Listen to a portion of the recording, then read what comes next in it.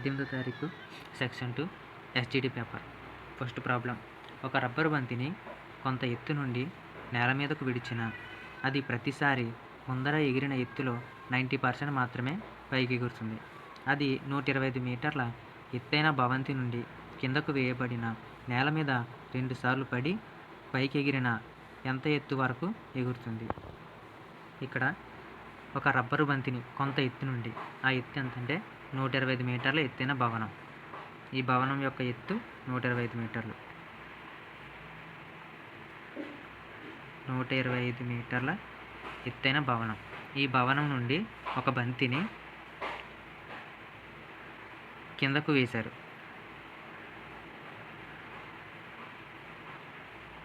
ఇక్కడి నుంచి ఒక బంతిని కిందకు వేస్తే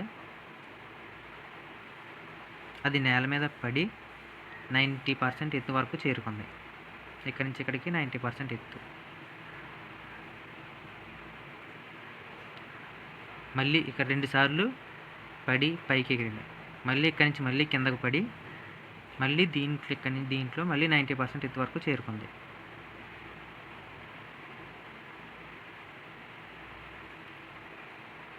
అయితే ఈ ఎత్తు ఎంత అనేది లెక్క. దీంట్లో ఫస్ట్ కనుక్కోవాల్సింది 120 మీటర్ల ఎత్తైన భవంతి నుండి మొదటిసారి కిందకు పడినప్పుడు ఎంత ఎత్తు ఎగిరింది? 90% ఎగిరింది. అంటే 125లో 90% కనుక్కోవాలి. అంటే 90/100. దీన్ని సింప్లిఫై చేస్తే 0 0 క్యాన్సిల్.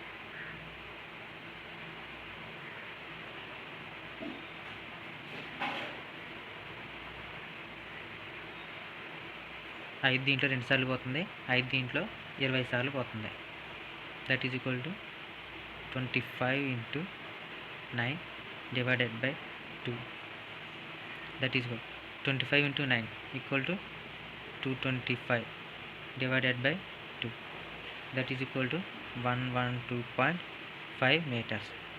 ఇది మొదటిసారి కిందకు పడినప్పుడు చేరుకున్న 90% ఎత్తు. ఇప్పుడు మళ్ళీ రెండోసారి ఈ 90% ఎత్తు నుంచి ఇలా కిందకు పడి మళ్ళీ దీంట్లో 90% ఎత్తుకు చేరుకుంది. అంటే ఇప్పుడు ఈ 112.5 మీటర్స్ ఎత్తు నుంచి మళ్ళీ 90% ఎత్తుకి చేరుకుంది. 112.5 × 90/100 దట్ ఈజ్ ఈక్వల్ టు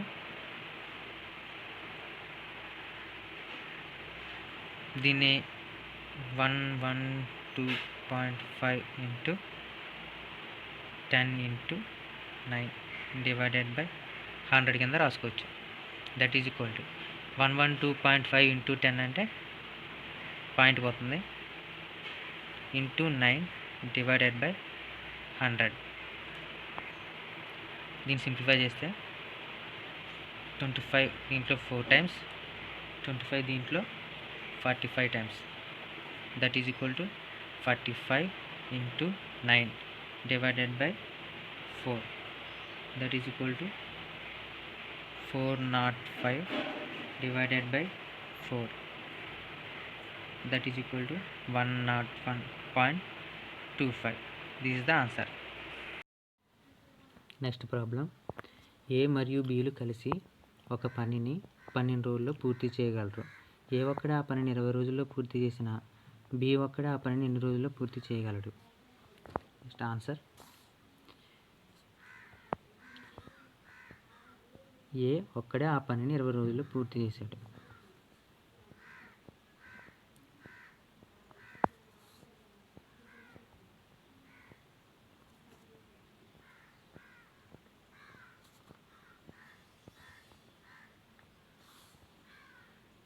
ఏ ఒక్క పనిని 20 రోజుల్లో చేయగలడు. అంటే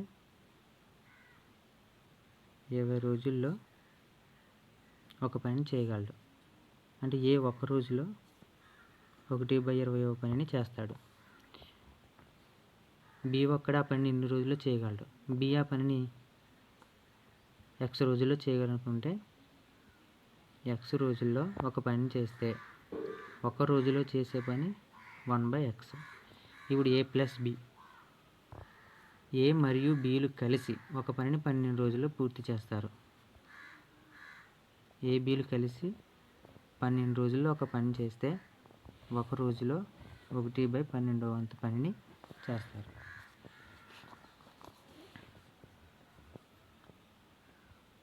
ఇప్పుడు ఏ మరియు బిలు కలిసి ఒక పనిని 12 రోజుల్లో పూర్తి చేశారు అంటే ఏ బిలు ఏ ప్లస్ బి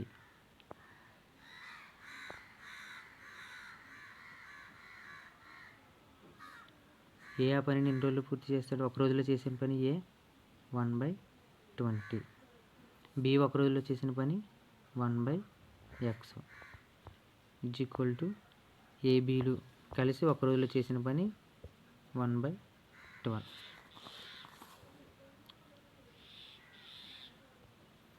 ఈ 1/20ని అవతల తీసుకోవాలి అంటే 1/12 మైనస్ 1/20. 12 20కి కాసా కట్టాలి అంటే 12 20.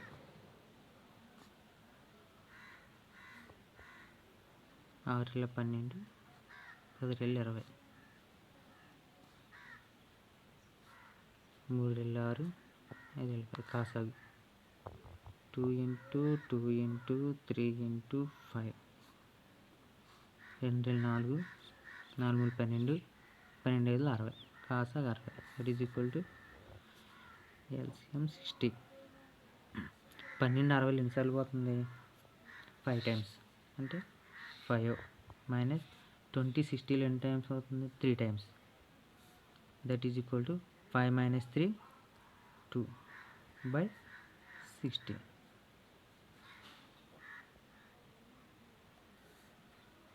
1/x ఈజ్ ఈక్వల్ టు 1/30 అంటే x ఈజ్ ఈక్వల్ టు 30 అంటే బి ఆ పనిని 30 రోజుల్లో పూర్తి చేయగలడు. Okay, next problem. రాధిక పాత వస్తువులను కొని అమ్మే వ్యాపారం చేసింది. ఆమె ఒక పాత రిఫ్రిజిరేటర్ను 8,000కు కొని 500 రవాణాకు 500 మరమ్మతుకు ఖర్చు చేసింది. దానిని ఆమె 9,900 రూపాయలకు అమ్మిన లాభశాతము లేదా నష్టశాతము కనుగొనండి.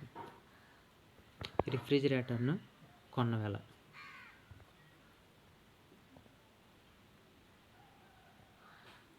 రిఫ్రిజిరేటర్ కొన్న వెల 8,000.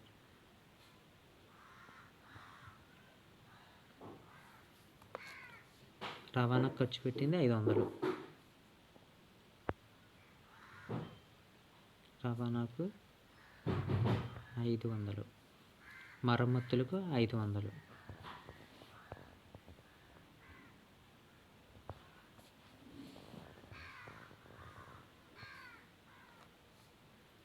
అమ్మిన వెల అంతా రిఫ్రిజిరేటర్ అమ్మిన వెల 9,900. అమ్మిన వెల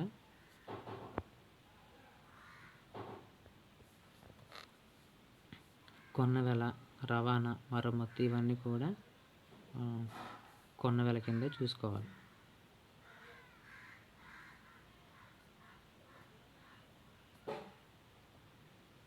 ఇదంతా కొన్న వెల కిందకే వస్తుంది. కొన్న వెల 9,000, అమ్మిన వెల 9,900. అమ్మిన వెల ఎక్కువ ఉంది కాబట్టి రాధికకు లాభమే వస్తుంది. లాభము ఈజ్ ఈక్వల్ టు అమ్మిన వెల మైనస్ కొన్న వెల. అమ్మిన వెల 9,900 మైనస్ కొన్న వెల 9,000. లాభం 900. కానీ మనకి ఏం అడిగాడు? లాభశాతం అడిగాడు. కాబట్టి లాభశాతం ఫార్ములా లాభము బై కొన్న వెల ఇంటూ 100. లాభం ఎంత? 900. కొన్న వెల అంటే ఇది వేయాలి. 9000 into 100. 0 0 cancel, 0 0 cancel, 0 0 cancel. 10 times.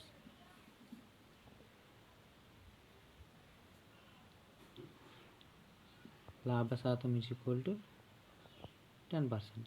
This is the answer. Okay, next problem. ఒక గది కొలతలు వరుసగా పొడవు 18 మీటర్లు, వెడల్పు 24 మీటర్లు, ఎత్తు 30 మీటర్లు. గది యొక్క కొలతలన్నింటినీ ఖచ్చితంగా కొలవగల సాధనం యొక్క గరిష్ట పొడవు ఎంత? ఫస్ట్ గది యొక్క పొడవు L 18 మీటర్లు, వెడల్పు B 24 మీటర్లు, ఎత్తు H 30 మీటర్లు.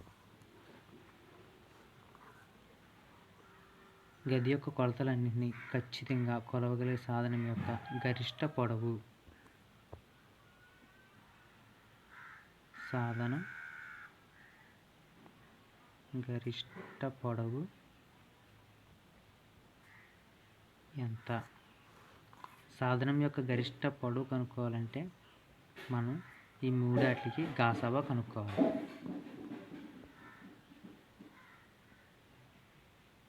గాసాబా అంటే గరిష్ట సామాన్య భాజకము.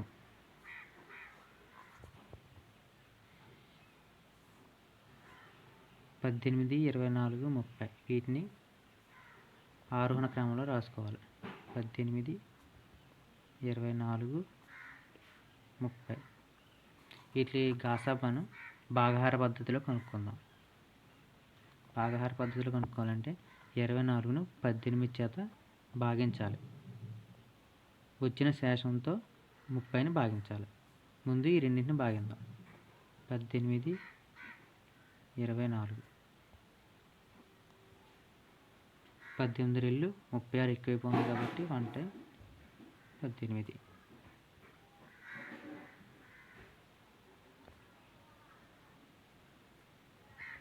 తీసేస్తే 6. మళ్ళీ శేషంతో ఈ 30ని భాగించాలి.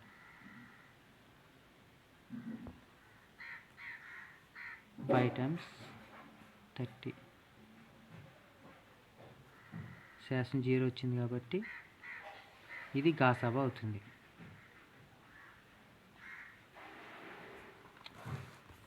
ఇక్కడ గాసాబా గరిష్ట సామాన్య భాజకము ఈజ్ ఈక్వల్ టు 6.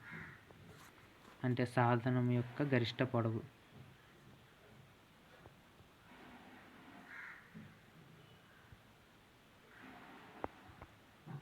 గది కొలతలను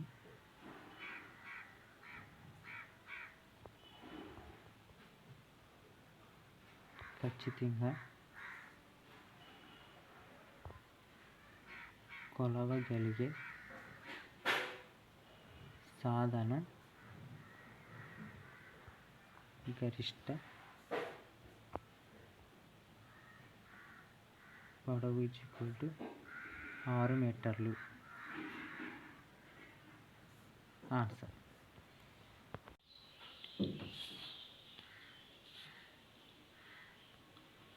నెక్స్ట్ ప్రాబ్లంకి వచ్చినట్టయితే ఈ ప్రాబ్లంలో ఒక సంఖ్య ఇచ్చాడు, దాంట్లో ఒక నెంబర్ని మిస్ చేశాడు.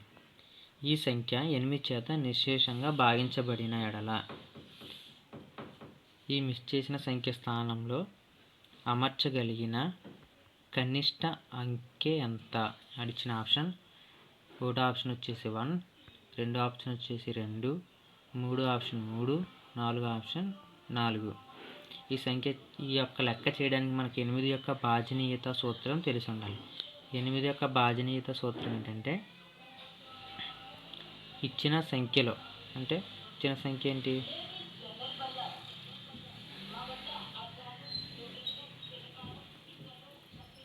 ఇది ఇచ్చిన సంఖ్య. ఈ సంఖ్యలో చివరి 3 స్థానాలలో, అంటే 1, 10, 100 ఈ 3 స్థానాల్లో ఉన్న ఈ సంఖ్య 8 చేత నిశ్శేషంగా భాగించబడిన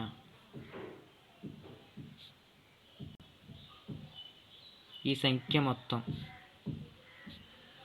8 చేత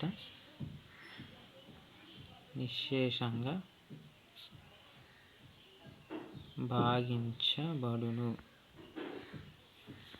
ఒకటి ఈ 3 స్థానాల్లో సున్నాలైనా ఉండాలి, లేకపోతే ఈ 3 స్థానాలలో ఉండే సంఖ్య 8 చేత నిశ్శేషంగా భాగించబడితే ఈ సంఖ్య మొత్తం 8 చేత నిశ్శేషంగా భాగించబడుతుంది.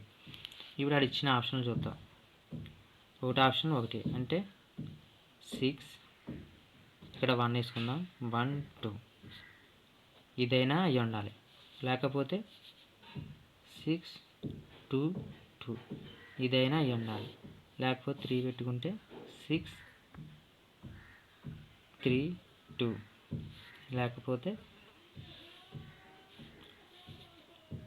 6 4 2 ఇదైనా అయి ఉండాలి. ఈ 3 ఈ 4 ఏదో ఒకటి అయ్యి ఉండి తీరాలి. ఇప్పుడు చూడండి, ఇది ఆన్సర్. ఈ 632 ఇది 8 చేత నిశ్శేషంగా భాగించబడుతుంది. కాబట్టి ఈ స్థానంలో అమర్చగలిగిన కనిష్ట సంఖ్య 3. కనిష్ట సంఖ్య = 3.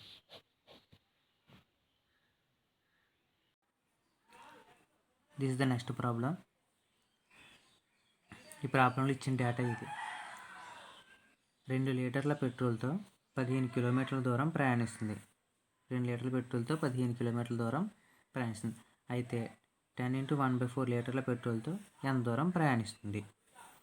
దీంట్లో 2 లీటర్ల పెట్రోల్తో 15 కిలోమీటర్లు ప్రయాణిస్తే 1 లీటర్ పెట్రోల్తో 15/2 కిలోమీటర్ల దూరం ప్రయాణిస్తుంది. అంటే ఈ 2 ఇటు వచ్చేస్తుంది. అసలు లాస్ట్. ఇప్పుడు 10 × 1/4 లీటర్ల పెట్రోల్ని ఇది మిశ్రమ భిన్నం, దీన్ని అపక్రమ భిన్నంలోకి మార్చుకున్నాం. ఇప్పుడు 41/4 ఇది మిశ్రమ భిన్నాన్ని అపక్రమం మనం మార్చుకోవడానికి ఇది గుణించాలి. 10 × 4 40, 40 + 1 41/4. 41/4 లీటర్లతో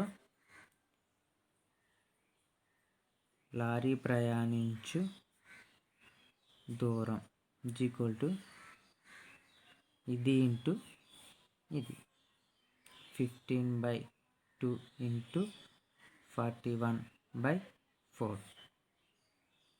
1 లీటర్ పెట్రోల్తో 15.2 కిలోమీటర్ల దూరం ప్రయాణిస్తే 41/4 లీటర్లతో ప్రయాణించే దూరం ఇది. That is equal to 15 × 41 615/4 2 8. That is equal to దీన్ని సింప్లిఫై చేస్తే 76.875 ఇది ఆన్సర్. దీన్ని ఎలా రాసుకోవచ్చు అంటే 76 కాదు, సారీ 76 7/8 కింద రాసుకోవచ్చు.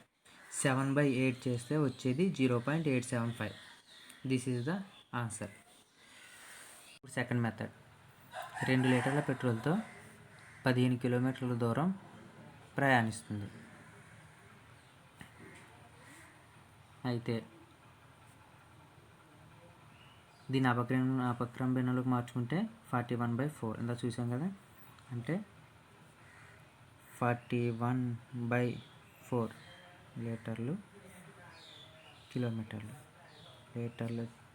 లీటర్లతో ఎంత దూరం ప్రయాణిస్తుంది. ఇక్కడి నుంచి ఇక్కడికి లీటర్లు పెరిగితే లారీ ప్రయాణించే దూరం కూడా పెరుగుతుంది. కాబట్టి ఇది అనులోమానుపాతంలో ఉంది.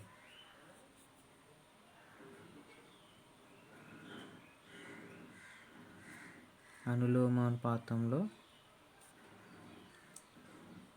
ఉంది. కాబట్టి అడ్డగుణకారం చేయాలి. అంటే ఇప్పుడు 41/4 లీటర్లతో ప్రయాణించే దూరం x అనుకుందాం. x అనుకుంటే అడ్డగుణకారం చేయాలి. 2x = 15 × 41/4 ఇది ఇంటూ ఇది. ఇప్పుడు మనకి x కావాలి. x = 15 × 41/, ఇక్కడ గుణిస్తుంది కాబట్టి కింద ఇక్కడికి వెళ్తే భాగిస్తుంది. 2 × 4 that is equal to 15 × 41 615/4 2 = 8 that is equal to 76.875. దీన్ని సింప్లిఫై చేస్తే 76.875 వస్తుంది. దీన్ని 76 × 7/8 కింద రాసుకోవచ్చు. This is the second method. This is the next problem. 288 centimetres 150 centimetres కొలతలు వరుసగా పొడవు వెడల్పు గల ప్రదేశాన్ని పొడవు 12 సెంటీమీటర్లు వెడల్పు 5 సెంటీమీటర్ల గల టైల్స్తో నింపవలెనన్న ఎన్ని టైల్స్ కావాలి? నేను కొంచెం లెక్క చేసే ముందు కొంచెం ఎక్స్ప్లెయిన్ చేస్తా. ఒక ప్రదేశాన్ని, ఆ ప్రదేశం యొక్క పొడవు వెడల్పు ఇచ్చాడు. నెక్స్ట్ ఆ ప్రదేశాన్ని కొన్ని టైల్స్తో నింపాలి. ఆ టైల్స్ యొక్క టైల్స్ యొక్క పొడవు వెడల్పు ఇచ్చాడు. స్థలం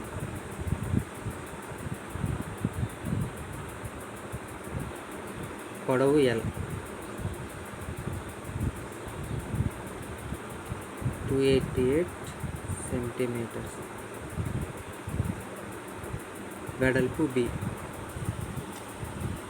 150 సెంటీమీటర్. ఇది స్థలం. ఇది టైల్స్ యొక్క పొడవు 12 సెంటీమీటర్లు, వెడల్పు 5 సెంటీమీటర్స్. దీనిలో ముందు స్థలం యొక్క వైశాల్యాన్ని కట్టాలి, తర్వాత టైల్స్ యొక్క వైశాల్యాన్ని కట్టాలి, తర్వాత స్థలం వైశాల్యాన్ని టైల్స్ వైశాల్యాన్ని డివైడెడ్ చేస్తే మనకి ఆ స్థలాన్ని ఎన్ని టైల్స్ నింపాలో ఆన్సర్ వస్తుంది. ముందు స్థలం యొక్క వైశాల్యం.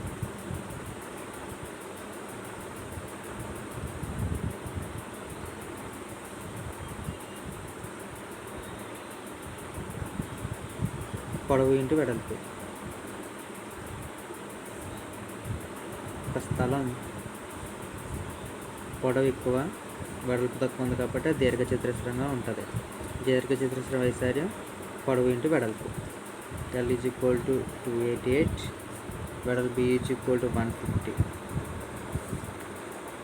That is equal to L అంటే 288 ఇంటూ B అంటే 150. ఈ రెండింటిని మల్టిప్లై చేస్తే 43,200. ఇది స్థలం యొక్క వైశాల్యం. Next tiles.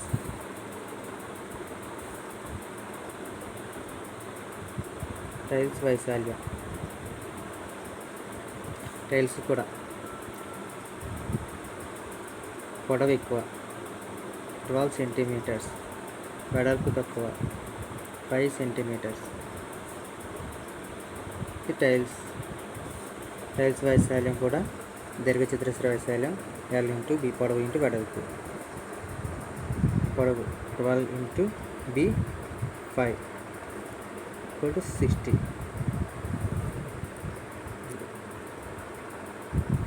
ఈ స్థలాన్ని ఈ టైల్స్తో నింపడానికి ఎన్ని టైల్స్ కావాలి అంటే స్థలం వైశాల్యము బై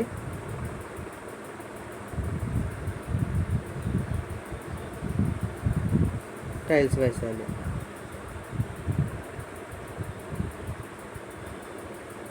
స్థలం వైశాల్యం 43,200 బై టైల్స్ వైశాల్యం 60. దీన్ని సింప్లిఫై చేస్తే మనకి 7 to